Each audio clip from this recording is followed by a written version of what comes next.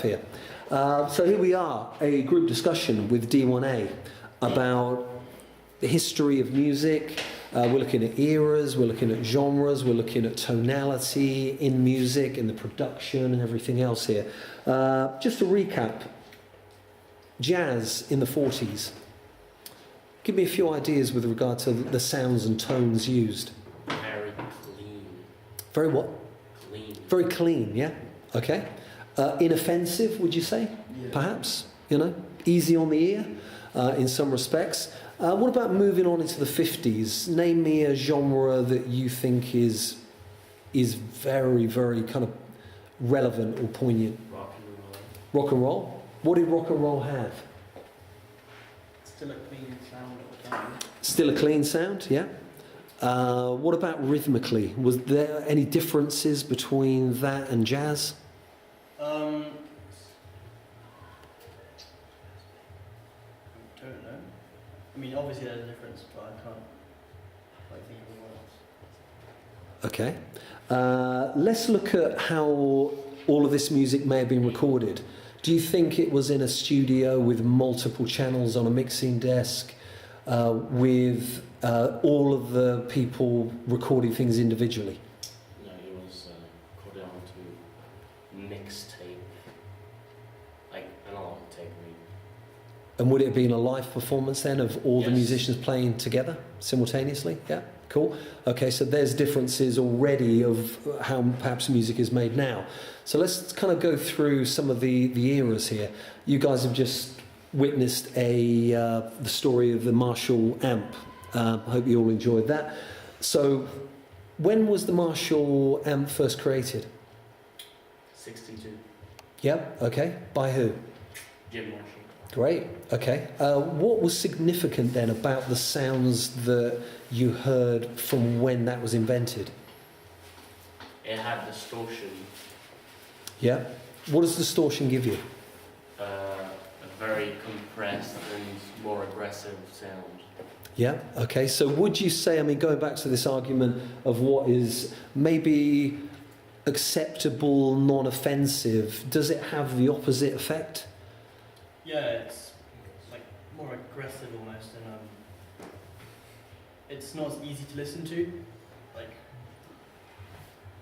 if you were to show it to like a very small child, I guess they probably wouldn't like it. And do you think maybe the type of guitar playing or bass playing or whatever as a result could change with regard to that sustain that you would get from the gain on a Marshall tube amp? Do you think, you know, how you would go about playing the guitar, do you think that then changed in any way? Yeah, probably became faster playing, and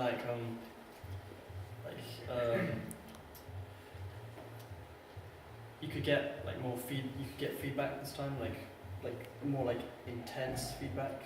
Cool. It would sound a lot. Which again affects that you could then put onto your music, which you certainly wouldn't have had prior to that, would you? Okay, what about, I mean, let's turn our attention to the Marshall stacks. What sort of, when did they first come about? 70s. Yeah? Any idea what sort of bands might have used them? Bon Jovi. I know Kingsbury Malmsteen did. That was famous. Probably Joe Satriani as well. Black Sabbath, perhaps? Yes. Yeah? Led Zeppelin, you know, the likes of those really big stadium rock bands, The Who you saw on the film there. Who? So, you know, what we're doing now, we're looking at what kind of, how would you describe some of the sort of genres that relate to distortion with guitars? Yeah, heavy. Heavy? Yeah? Rock, would you say? A general sort of term? Rock and metal? What about blues? Yeah, it goes to blues as well. So how did that have an impact on blues? Sometimes. When you look at the formation of blues, you know, from the 30s onwards, you know, what was significantly different? Perhaps some of the parts were very similar that were played and the 12-bar format, but how then is that sense of style so different? The likes of Stevie Ray Vaughan, the likes of Jimi Hendrix, how they portrayed the blues compared to like Muddy Waters and, you know, people from a much earlier era. You know, was the difference perhaps the distortion, the gain? Also, Yeah. Also, the attitude. And the attitude in the playing. Yeah, cool. Okay, moving on. You mentioned about Bon Jovi and Stadium Rock in the 80s. Would you say that Marshall played a big part in that? And again, the sort of tones that are used with regard to that? Well, with the Marshall stack, it allowed like a much louder and like a bigger sound, so people all the way in the back could hear what was being played. Yeah. So you could, like, the volume was much higher. So the back line, which it's like kind of a wall of sound coming from those cabs, literally. Okay, AC/DC spring to mind, perhaps? Yes. You know, you look back at some of their... AC/DC there. Yeah, some of their videos, again, having, you know, literally a whole wall of Marshall stacks behind them. And again, that from the late 70s, early 80s, right the way through to pretty much present day, you know, features in that music. So looking, once again, let's go through to now the 90s. Kurt Cobain and co. What kind of music would you say that they played? Grunge, yeah? So you look at grunge as a genre, where would that be without distortion? It would sound really weird. It would sound like acoustic music. Yeah. It would give a completely different element about the music, wouldn't it? It would just sound like the intro, like the first clean riff of Smells Like Teen Spirit by Nirvana. It Yeah. would sound like that the whole way through. Exactly, yeah. So again, would you think, you know, as a group of individuals, how significant that would be? You know, bringing that out. You look at punk rock. We mentioned about that earlier, about the sort of the danger of the sound, the maybe antisocial sort of aspect of it. It's loud and leery, and you know, it's maybe making a much bolder kind of statement of from an audio perspective on the ears of the listener.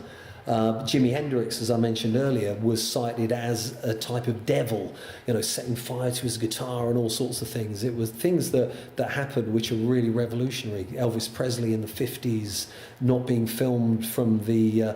had to be filmed from the waist up, you know, due to his movement on stage and all those different elements. I want you to consider all of those aspects when you're putting together your piece.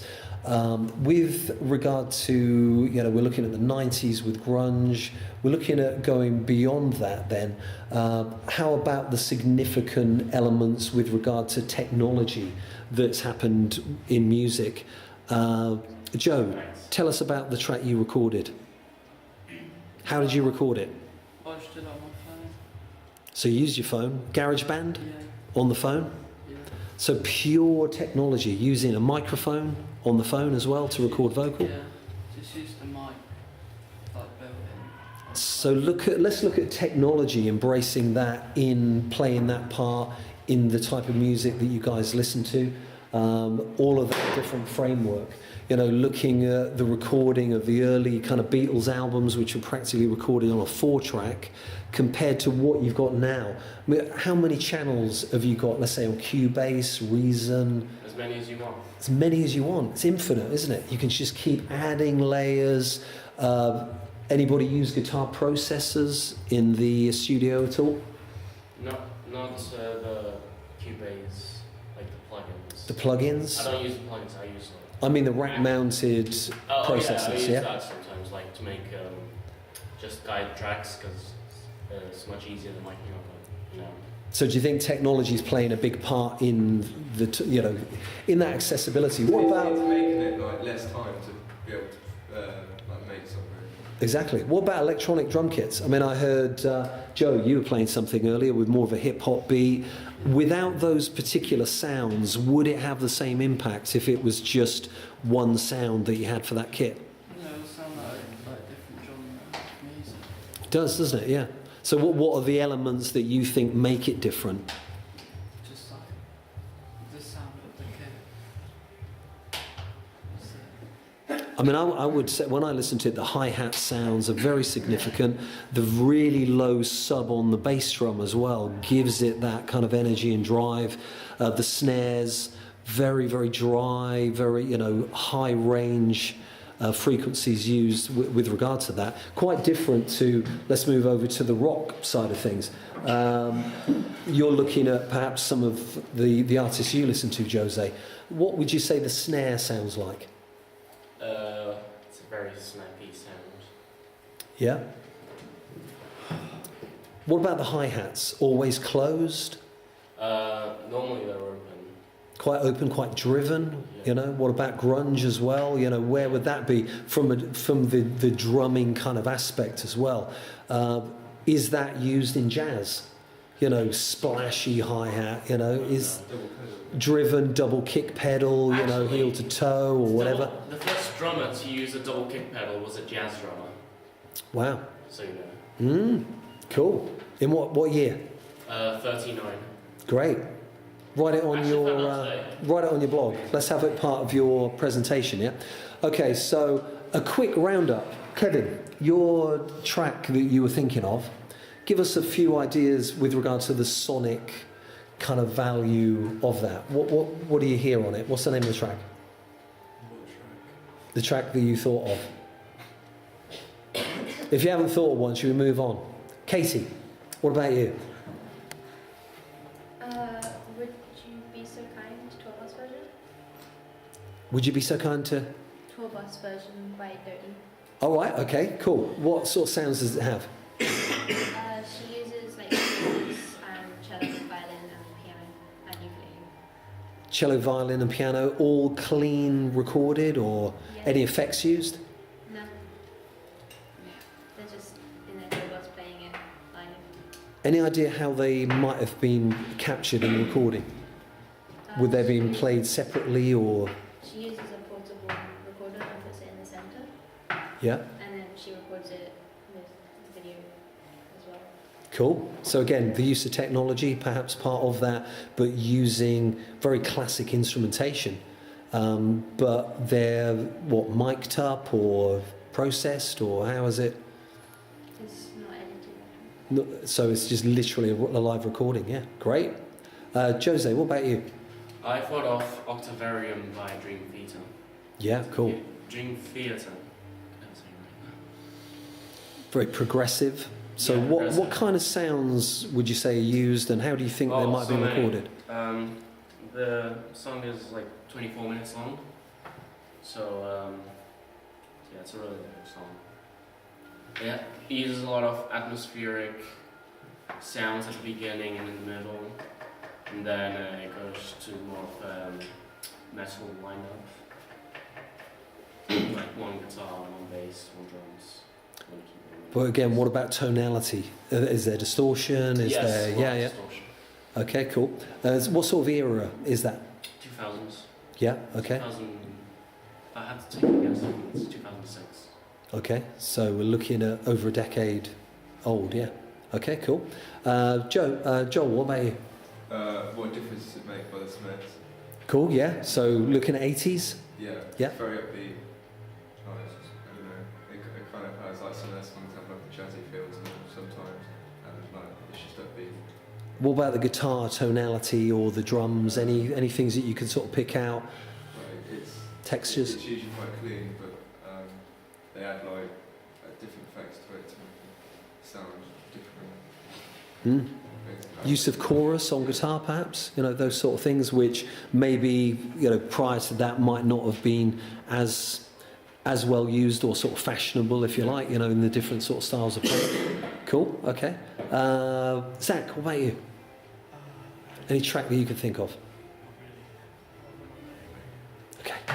Let's move on. Ellie. Favourite track? Track that you were thinking of? I wasn't thinking of a track, I can think of one now. Yeah, go on then. Any track whatsoever. Yeah. From anywhere. Tell us what you can hear, you know, sense about the actual type of tonality, or how it may have been recorded, or I was going to say New Shoes by Paolo Nutini, because I can't think of anything okay, which is a track you've been covering. else. Yeah, yeah. Okay, what's the original like? Yeah. Upbeat. Yeah. Like it's, Unhappy. yeah. What sort of sounds, tonality, with regard to it, like the guitar, drums, those different aspects? Yeah. Clean, affected, or I think it's quite clean. Yeah, It sounds quite clean. it is. doesn't it? Yeah. Do you think it might have been recorded as a band playing, or maybe individually, or? Well, it was one person, so I think it was probably individually, like different instruments at different times and adding them all together afterwards. What sort of genre? No, I don't know. What would you put it in? I'm going to say indie. Mm. Kind of. Yeah, it's got lots of different elements about it that I can hear, definitely. You can't really put a date on it so much, yeah. Perhaps pop is more commercially kind of acceptable. Yeah. So the year in which it was released, any ideas? What? I have zero clue. I know it's not that old, but not that recent either. No, probably around sort of 8 to 10 years old, perhaps even. Yeah, cool. And what about you, Reese? Any particular tracks you're thinking of? Well, my favourite song is Amy Winehouse by XXX Tentacion, and there isn't really much instrumental-wise to it. It's just sort of things that you can make on like like music software sort of thing. So the use of technology is massively important with regard to that. So what sort of sounds do you hear on the track? More textures or Like, particular rhythms? there's a lot of bass and like I don't know, because the pace changes a lot as well, like the tempo of it. It's all strange song. But What about the vocal performance? Can you hear any effects on the vocals? Is it clean? Are there delays, No, reverbs? it sounds sort of rustic, if that makes sense. It's quite a deep song, if that makes sense. Cool. So quite organic, quite earthy kind of. Yeah, definitely, yeah. Great. Okay. Just looking for you guys to be able to sort of differentiate between those different styles, and when you're going about trying to record something yourself, how to try and get those results. Harley, hopefully you're going to talk about Rage Against the Machine. Yeah. Killing in the Name by Rage Against the Machine. Yes. It's a great song. They use a distorted guitar, Yep. and at one point they use like a wah pedal that they can change. What is that? Yes, that thing. Same. Anyway, they have a clean bass sound Yep. in their song, and a drum kit with cowbells. Yep. So the percussive element's quite high in it. Yep. Yeah, and then it's just like very angry sounding rap. What about the guitar solo? Yeah, the guitar solo is it's really like fast, but it's changing. So it's a whammy pedal, but it changes between being a whammy pedal and then changing back to a clean sound really quickly. What do you think makes it have that higher tonality? There's a particular word beginning with O. Orientation. I don't know. With a whammy pedal, with a whammy bar, I'm assuming it's very similar. When you bend it, it makes the strings looser. So I imagine it's just making the strings tighter and then lifting the note up. Yeah. What I was thinking is octave, Yeah. where you're playing two or three notes simultaneously, pretty much in the range of the octaves, to give it that really high range there. Envelope filters as well, modulation in the effects and all those kind of things can work. The other significant thing, with regard to the riffing on the track, anything about the drums that you can consider, which is maybe different to jazz, the type of sounds that you would hear there? It's not as high, so it's not the tuning of the drums Mm-hmm. aren't as tight, so it doesn't make a high pitch. The drums aren't higher. Yeah. They're like quite a low sound. Yeah. The bass drums are pretty low, but I'm not gonna, so I don't really know. But you mentioned about rap as well. What kind of vocal sounds would be on there? Would it be quite a kind of a warm sound from the rap vocal? Would there be lots of reverb or chorus on it? I don't think there'd be any of that. No? Because it needs. The idea is that it's going to have raw vocals over it, so then it makes the sound, the song more like authentic and like he truly means what he's talking about. Yep. So I don't think he uses anything on his voice. He just screams into a mic. Pretty much. And sometimes if that's overdriven, what about distortion on vocal? Could that be as effective as distortion on guitar? To give an angry, kind of really kind of uncompromising sound. I mean, one thing that I've read extensively with regard to Rage Against the Machine will always list that there are no other instruments on their albums other than guitar, bass and drums. Never the use of any keyboards. So all of the sounds that they produce, you know, are from those instrumentations. They're quite proud of that. Okay, finally, Joe. One of my favourites is Passion Fruit by Drake. Cool, yeah. That's made with the software as well, so there's not really any instrumentation. But, yeah. What sort of frequency range? I remember sitting outside a venue waiting to collect a couple of people from a Drake gig, and the whole car was vibrating with 305 in My City. Is it that one? What's it called? Is that the track? Yeah, I think so. And the low drones and the sub is a massive part of that, you know, that particular album. So what other sounds can you hear? The violin, that you probably wouldn't really hear in a Drake song, but it's pretty lit. Again, what about his vocal? Something we've not even discussed It's before. clean. There's like no effects on that. What could he use if he was maybe another rapper who couldn't sing in tune on his voice? Auto-tune. Yeah. Again, once again, the use of technology in order to be able to do that. Perhaps creating kind of pop and rock stars or rap stars, if you like, who wouldn't normally get a look in if they weren't able to perform to a high standard, you know, that reliance on technology. Great, some really good stuff there.